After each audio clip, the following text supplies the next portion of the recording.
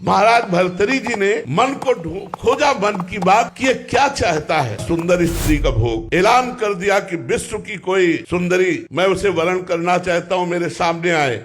तो बहुत से जो अपनी सुंदरता का अभिमान रखती थी सुंदरियां एकत्र, क्योंकि चक्रवर्ती सम्राट महाराज भर्तरी, उनमें एक का नाम था पिंगला। भर्तरी जी के चित्त को लुभायमान कर दिया। भर्तरी जी ने उसके साथ पाणी ग्रहण किया। उन्होंने कहा राजपाट हमारा छोटा भाई विक्रमादित्य संभालेगा। अब मैं देखता हूँ इस काम में सुख कितना है। जिस काम के लिए मेरा मन लालायित हुआ, पहले मैं सुख से तृप्ति प्राप्त करूंगा। अब राजमहल केवल समय से भोजन पहुंच जाएगा, कोई भी राजकाज सब विक्रमादित्य के ऊपर, और आप केवल भोग निर्णय करने के लिए। बहुत वर्ष व्यतीत होते गए, लेकिन समय नहीं पता चला। पिंगला एक दिन अपने महल के पार्श्व की तरफ देखा, एक हष्ट पुष्ट जवान घोड़ों की रखवाली करवा रहा था। कोई मालिश कर रहा है, कोई कुछ कर, उसे अश्वपाल कहते हैं। देखा और जम गया। पिंगला ने दासी को भेजा, अश्वपाल से कौन मिलना चाहती। अब महाराज जब शयन में होते तब अश्वपाल से मिलना शुरू हुआ। अब आप बहुत ध्यान से सुनना। एक गरीब ब्राह्मण तपस्या कर रहा था देवराज इंद्र के लिए कि वो प्रसन्न और मुझे धन दे। देवराज इंद्र प्रकट हुए और एक फल दिया, बोले अमर फल, इसे खाने से अमर हो जाता है। बस अंतर ध्यान हो गए। उनका मेरी बात भी नहीं सुनी, मुझ गरीब को अमर होके क्या करना है, मुझे तो धन चाहिए था। ये अमर फल मैं महाराज भर्तरी को दे देता हूँ, और भर्तरी धर्मात्मा राजा है, वो अमर रहेंगे तो हमारी प्रजा सुखी रहेगी। महाराज की जय हो। कहो विप्रवर कैसे आगमन हुआ। महाराज मैंने तपस्या कर मुझे देवराज इंद्र ने एक अमर फल दिया, इसे खाने से अमर हो जाया जाता है। आज्ञा करी, जितना खजाने से धन चाहिए इनको दे दीजिए। अमर फल लिया, सोचा मेरी आसक्ति पिंगला पे है, मैं अमर होकर क्या करूंगा। अगर पिंगला अमर रहेगी तो मैं सुखी रहूंगा। पिंगला को बुलाया और कहा ये हमारे देश के